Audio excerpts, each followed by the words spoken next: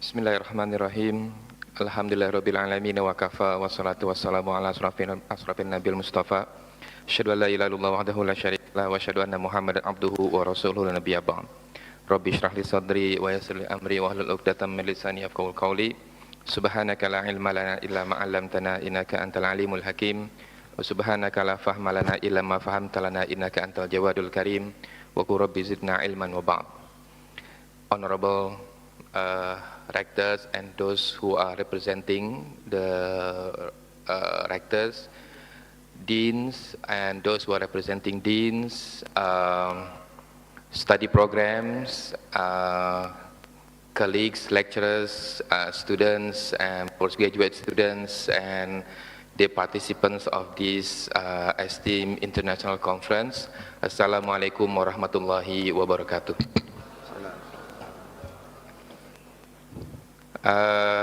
The topic that I would like to deliver this morning is titled The Role of Islamic Philanthropy in Shaping the Circular Economy. I'm not sure if you can see the slides. Can you see the slides? Is the slides there? No? Okay, right, okay. All right, so first we go for the next slide. Please, yeah. All right, okay. So we start with the Islamic philanthropy. What is Islamic philanthropy? All right. For those who just heard this word, okay. So we start with the term philanthropy. Okay.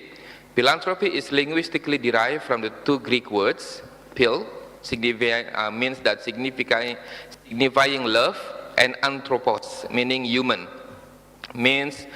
These amalgamations, originally philanthropos in Greek, evolved into philanthropia in Latin, and eventually became philanthropy in English. Okay, so the history of the language from the Merriam-Webster's. Yeah, so the definition for philanthropy is an act or gift done or made for humanitarian purposes.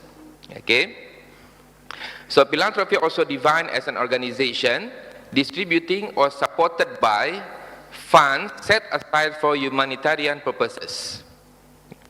Hence, Islamic philanthropy can be defined as all acts or gifts made by individuals or organizations for humanitarian purposes following the Islamic rules and values. So that's Islamic philanthropies. Okay, next slide. Or yeah, Azumati Azra 2013, he simplified the definition of Islamic philanthropy as simply as ziswaf, yeah, which is indicated as zakat, donation, infaq, spending, sadaqah, alms, and wakaf, inalienable endowment for charity. All right, but then I would like to add here that Qard al-Hasan, benevolent loan, is part of the Islamic philanthropy. In fact, according to one hadith, the reward of those who are giving benevolent loan is even greater than the rewards who are giving sadaqah. Right? So it's 18 times rewarded for those providing loan, helping other people, than those who providing sadaqah who give reward only 10 times. Right? So I try to add here that Qard al-Hasan or benevolent loan is actually part of Islamic philanthropy. Okay, so sadaqah, as we know, divided into material, immaterial, and both basically we have the non-compulsory and compulsory. For the material, non-compulsory, like infaq, wakaf is non-compulsory, but zakat is compulsory. And nazar, if you promise to Allah that you will pay something, and it happens, then it is mandatory for you to do it, right? So it becomes compulsory, all right? For the immaterial, definitely we have all good deeds like smiling, helping others. It's part of sadaqah too, all right? And then compulsory, of course, nazar is also compulsory, okay, for the immaterial sadaqah, all right? Next. 20 minutes. 40 minutes. Oh, okay. All right. Okay, so next, yeah, specifically on Waqaf, right? So Waqaf means releasing the ownership of a dedicated property of Mawquf from the person making Waqaf to Allah subhanahu wa ta'ala, so that produces and incomes generated from the Mawquf are available only for religious and humanity purposes. Okay? So specifically on Waqaf, because Waqaf or endowment in English, it has a lot of very flexible and a lot of usage that can be utilized by us as Muslims, yeah, in order to later basically to shape the circular economy. All right. So here, based on its purpose, yeah, Waqaf can be divided into three: Waqaf Khair, Waqaf Ahli, and Waqaf Al-Warid. Okay. As we already know, Waqaf Khair are most common Waqaf. Okay? This Waqaf is meant to help individuals and communities with financial problems. The proceeds from of the Mawquf in this Waqaf also normally used to build and finance mosques, schools, shelters. Okay? The second type of Waqaf is Waqaf Ahli. Yeah? The benefit derived from Mawquf, this Waqaf, designated for the children and offsprings of the Waqif. Yeah? Although beneficiaries are the Waqif children and offspring, they are not allowed to sell the Mawquf for any reasons. Okay, so the object of Waqaf cannot be sold at any reason. Alright? The third type is Waqaf Al-Awarid. This Waqaf holds the income derived from Mawquf in reserve in order to use it at times of emergency or when it is needed. Okay, so the proceeds from Mawquf cannot be used anytime, only when it is needed. For example, in Waqaf-based clinic or hospital, Waqaf-based hospital, the fund only be utilized when sick people come and require for medication. Right? So then the fund, in order to provide the medication, can be taken from Waqaf Al-Awarid. Yeah. The classification of Waqaf based on its output nature. Number one, if Waqaf Istithmar, the Mawquf is managed to derive income that can be used to maintain the existence of the Mawquf or Waqaf properties itself. The second type of this Waqaf is Waqaf Mubashar. The Mawquf is managed to generate services that can benefit general public as beneficiaries. Okay, so from this type of Waqaf, basically there are a lot of benefit that can be derived from Waqaf that can be related to the circular economy, the one that we are going to discuss. Next, now what is circular economy? Before I proceed, anyone heard the word before, the term circular economy, before this presentation? Anyone? Not yet. Okay. Well, it is not a surprise because it is a new term that has been discussed by many economists in this world. You know, just recently, maybe I can say like the last 10 years or the last maybe maximum like 20 years, 2 decades. All right. This is a new term, okay, that recently being discussed by many economists in the world. Okay. So I know this might not be in your area, but I hope that this can be some insight for you, especially for those hukum ekonomi syariah, especially those from hukum ekonomi syariah. All right. So this is something that you as a students need to know. Okay, hukum ekonomi syariah. Since you are carrying the word economy, you cannot say don't know about what happened in the economy today. Unless you remove the word economy, hukum syariah only.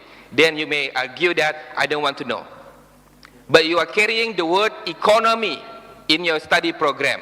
Means that you cannot just ignore what is happening both in the academic world and in the real industry world.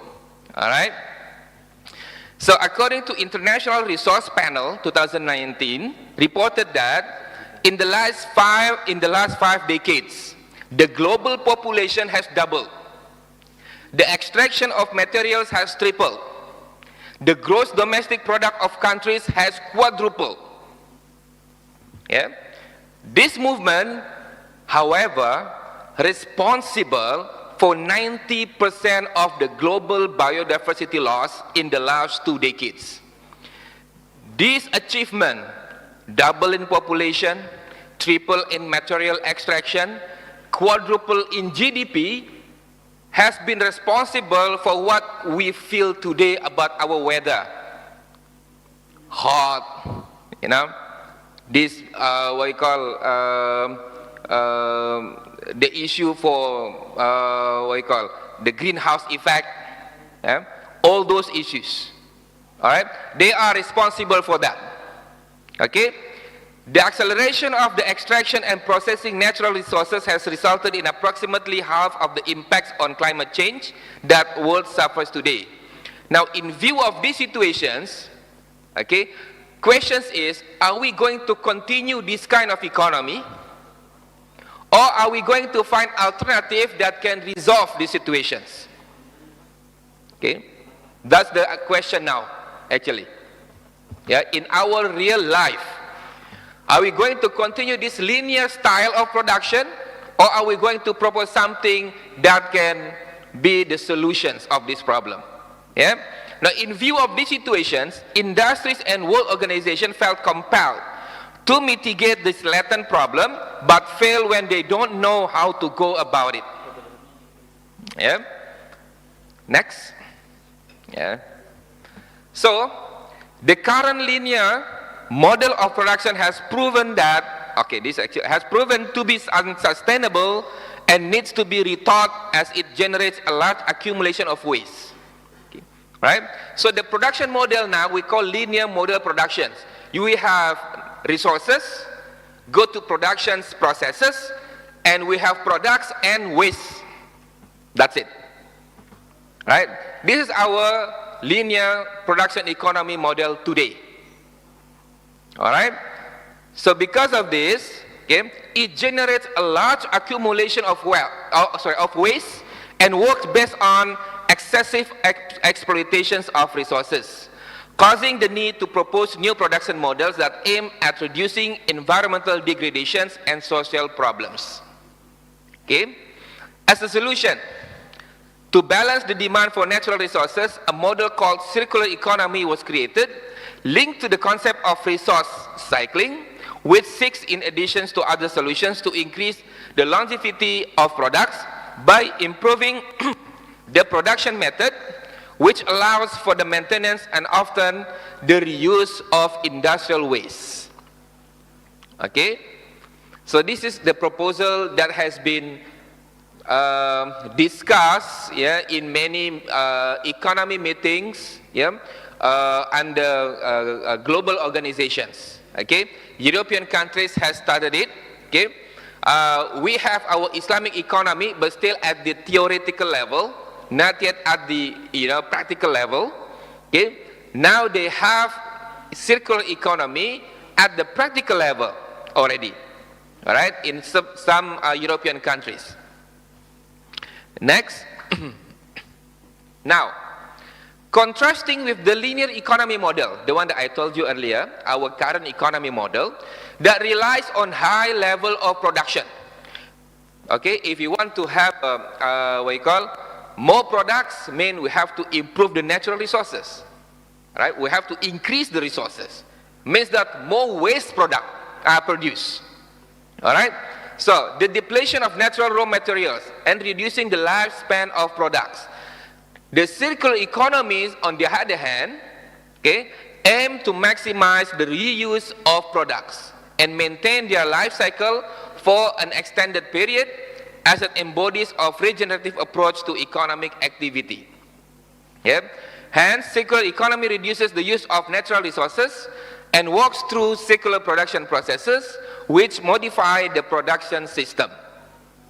Circular economy imposes us to rethink our way of producing something. Okay? We have to think some innovative ways in order to produce something, which is basically in line with the concept of Islamic economics. Okay? which is basically in line with the conditions of Islamic finance. Right? So 3 basic principles under circular economy. Number 1, the need to preserve and improve the use of natural capital. Use less natural capital, okay, and preserve it. Okay, that's the first principle of circular economy. Okay, do not overusing it. Yeah. Number 2, it is believed that a better optimization of the resources used is necessary. So we have to think about how to optimizing, number 1, the resources, number 2, how it is produced, how the products are produced. Okay? Find a better way in order to produce those products. Number 3, sustainable production system must be promoted. All right? Next. So this is what we try to relate between circular economy and sustainable development goals, which is one of the theme of this conference. Am I right? So SDGs, right? Sustainable development goals, which is part of the theme of this conference. Okay.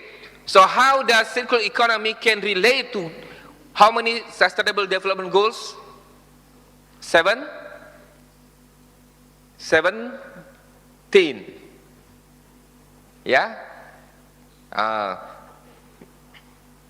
So, since SDGs is part of the theme of the conference, so I will just assume that you know about SDGs, okay? Okay, yes. Sustainable Development Goals, correct. Okay? So I will just assume that you all knows about the 17 goals. Okay? Because in order to explain those goals, we need 1 semester.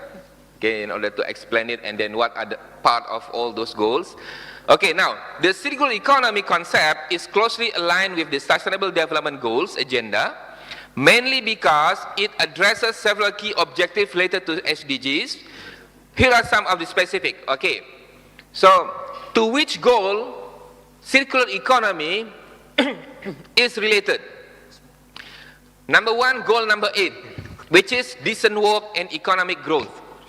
Okay, decent work kalau bahasa Indonesianya itu, kalau alumni hukum ekonomi syariah itu kerjanya di perbankan syariah, misalnya begitu, sesuai dengan jurusannya. Ya. Jadi bukan alumni ekonomi syariah kemudian jadi hakim, walaupun kerjaannya bagus misalnya, tapi itu bukan jalurnya, kecuali memang hukum ekonomi syariah S1, S2-nya lain lagi jadi hakim gitu ya. Atau misalnya jadi guru SD misalnya. Minta maaf, bukan saya menjelekkan pekerjaan, tapi ini contoh saja. Yang dimaksud dengan decent work itu yang inline. Ya, yang sesuai. Okay? So decent work and economic growth. So the circular economy promotes sustainable industrialization, fosters innovation, contributes to economic growth and creates decent jobs. Okay, sesuai. Ya, jadi menciptakan lapangan pekerjaan baru. Yeah. Number 9, industry, innovation, and infrastructure. The circular economy aligns with this goal by advocating for sustainable industrial processes and infrastructure and fostering innovations in these areas. Yeah. So we have to think, we have to innovate, yeah? Find the other way, more environmentally friendly ways of producing things.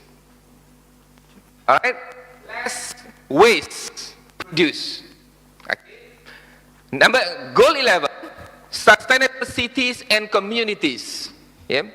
Circular economy contributes to making cities and human settlements inclusive, safe, resilient, and sustainable by promoting efficient use of resources and reducing waste. We don't want to create a community surrounded by mercury waste. We don't want. So think about how basically under circular economy, if you have 15 minutes. Okay, kirim 40 minutes. Okay, we proceed. Yeah? Number 12 is responsible consumption and production. Okay, this is the most direct relevant SDGs. Okay, the circular economy aims to ensure sustainable consumption and production patterns, which is the essence of this goal. SDG number 13, climate action, okay, reducing waste and promoting the efficient use of resources. The circular economy contributes to mitigating climate change, which is part also the objective of Islamic economy, right? Life below water and life on land, okay? So life below water, fisheries, life on land, all of us. The circular economy reduces pollution and waste, protecting aquatic and terrestrial ecosystem. Number 17, partnership for the goals. Implementing circular economy models often requires collaborative partnership across countries, sectors, and stakeholders resonating with this goal. Okay, so these are 8 out of 17. But I can add more, like number 1 is about end of poverty, no poverty. Number 2, SDG number 2, end of hunger and sustainable agriculture, or basically can also be included under circular economy. All right? So more than half of SDG can be discussed under circular economy. Yeah? Next. Okay, so enough about the story of circular economy and Islamic philanthropy. What am I basically, some of you may ask, what is it basically talking about? Okay? We know about Islamic philanthropy, we know about circular economy. So here is the problem statement that I would like to propose to you. Okay? In the context of escalating global environmental challenges and economic inequalities, the pursuit of sustainable development has become increasingly crucial. The concept of circular economy, which emphasizes the reduction, reuse, and recycling of materials, presents a promising pathway towards sustainability. However, the implementation and promotion of circular economy practices face numerous challenges, particularly in terms of funding and community engagement. And I provided you the graph, which is taken from Schroeder and Laurel in 2021, based on their research. Okay, the dark green is the funding provided for the linear production model that we have today, the normal economic model. The light green, which is very small, just at the edge of the dark green, you can see that is the part of funding provided for circular economy, which is environmentally friendly, right? And then promoting more on green actions. Okay, so it's very, very, a small amount of fund provided for these good deeds. Okay, next. On the other hand, Islamic philanthropy, characterized by principles such as zakat, sadaqah, waqaf, and just now I added one more, which is benevolent loan, Qard al-Hasan, has the potential to play a significant role in addressing these challenges. Despite its vast resources and moral influence, the role of Islamic philanthropy in fostering a circular economy remains underexplored. And that is the proposal for this presentation, which I tried to propose 3 research objectives. Number 1, this study aims to investigate the extent to which Islamic philanthropic practices and principles can contribute to the advancement of circular economy models, particularly in Muslim majority countries or communities such as Indonesia. Right? Number 2, the study seeks to identify the mechanism through which Islamic philanthropy can support circular economy initiatives, assess the current contributions of Islamic philanthropy, what are the achievements that already achieved by our Islamic philanthropy, and explore the potential for future engagement between Islamic philanthropy and circular economy. Okay. Number 3, through this investigation, this study aims to bridge the gap between religious ethical frameworks, as we have under Islamic ethics, Islamic values, right, and contemporary environmental and economic sustainability efforts. Okay. However, in these presentations, I only present the first research objective. All right. If you feel that you are interested to read the full paper, then you have to be patient because I'm on the way to complete the paper. Okay, planning to presenting it in Sarajevo, Bosnia, hopefully, in April 2024, right? The complete paper. This is the initial paper, right? All right. So, for the existing study, next. existing studies that we, next. Okay. All right. So the implementation of circular economy, according to Bello et al. 2023, just recently published. Okay. So the paper categorized 8 aspects in order to implement circular economy properly. Number 1, business environment, technological advancement, supply chain, I double technology, sorry. And regulatory and institutional support, this basically the government side, okay? Because definitely we cannot work alone. There must be support from government, all right? And then organizational behavior, social support, and environmentally friendly, objective, and whatnot, okay? So how Islamic philanthropic practices and principles can contribute, next, to shape the advancement of circular economy, okay? Next. So these are the proposal, all right?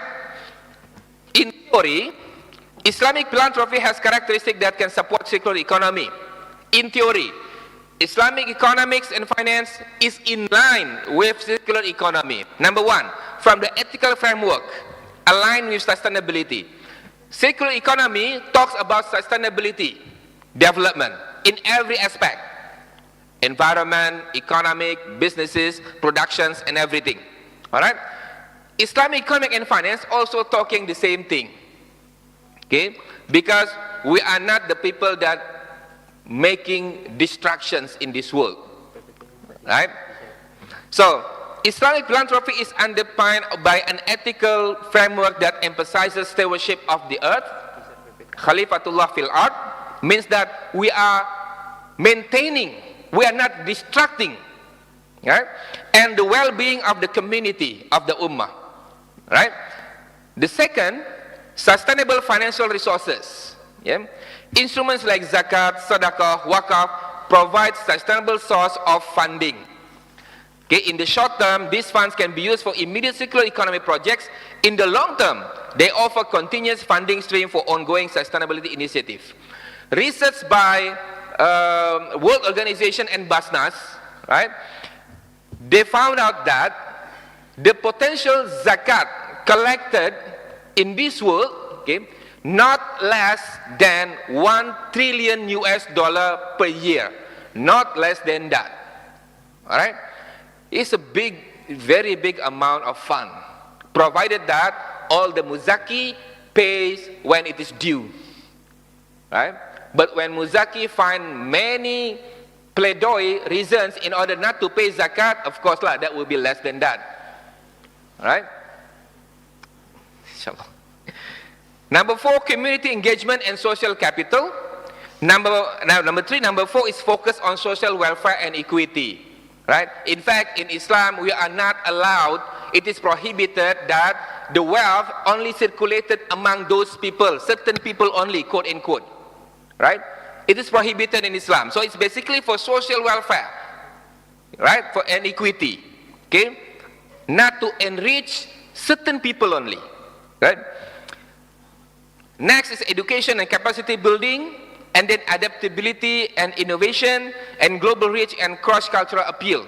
I try to expedite the presentations here because it's less than 5 minutes. Okay. So synergies and interactions. Okay, what can we do? Okay, the potential impact is rooted in several key aspects. Basically, yeah. Later on, maybe I can provide the full paper if you want to read the explanation of all this. Financial resources and scale, alignment with circular economy principles, community engagement and social capital, long-term sustainability and impact, education and capacity building, addressing socio-economic challenges, and global partnership and knowledge sharing. That are basically what we call the synergies and interactions that can be made between Islamic finance and secular economy. Okay. However, next. Okay. Next. There are still challenges. Of course. Number 1, lack of awareness and understanding. Okay. Let alone layman people outside this room. Okay. Now talk about us within this room. Do we understand about the principles of Islamic economics and finance? Right? Do we understand the real objective of those type of financing, those models of financing? So, still, lack of awareness and understanding. But less than I have actually one story when Indonesia was awarded the second best from the Gulf. So after, I think second after Malaysia, Saudi something. I think Malaysia or Saudi, and the second is Indonesia, right? But when we see the full report, it's very surprising that lack of awareness in Indonesia is the second lowest out of 30 countries, with regard to Islamic finance, based on this survey. So which part that we are basically outperformed in the form of publications? Means the understanding of Islamic economic and finance only, or I may say, within the university per se. It is not going out to the people. Means that there is a problem in terms of conveying the message, right, of Islamic finance to the layman people. We're just talking, in Indonesia particularly, just talking it within university, within the classroom, not outside the classroom, not outside the university, based on the survey done. Okay? Conclusions, I think next, I just skipped some explanations. Okay, conclusions, synergies and interactions. Of course, in essence, the circular economy is integral to the SDGs agenda as it provides a framework for balancing economic growth with environmental sustainability and resource efficiency. Its principles of reducing waste, reusing resources, and recycling materials complement and reinforce the objective of SDGs. Okay? Circular economy and Islamic philanthropy, by leveraging their characteristic, Islamic philanthropy can play a pivotal role in advancing circular economy models, as already explained earlier, aligning economic development with environmental stewardship and social responsibility. Next. It's supposed to be recommendation, not challenges. I just copy-paste and then forgot to change it. Recommendation, addressing those challenges requires a multifaceted approach, including policy reform. Of course, people cannot work alone without support from the government. It's very hard. We can do it. It takes longer time than those who are supported by the government. Look at the development of Islamic economics in Brunei, in Malaysia. What's the difference? The difference is the approach is top-down, fully support from government, whereby our approach was bottom-up. People movement first, and then government respond. People movement, government respond. That's the difference. That's why the development of Islamic economics and finance in Indonesia considered among the slowest than other countries. Yes, look at Oman. They just started Islamic economics and finance 2017, right? But see how they develop now. Just only 5 to 6 years. We are already 30 years, or maybe more, right? But still below the target. Wallahu alam bisawab. I do apologize for all the mistakes that I have done during these sessions. Assalamualaikum warahmatullahi wabarakatuh.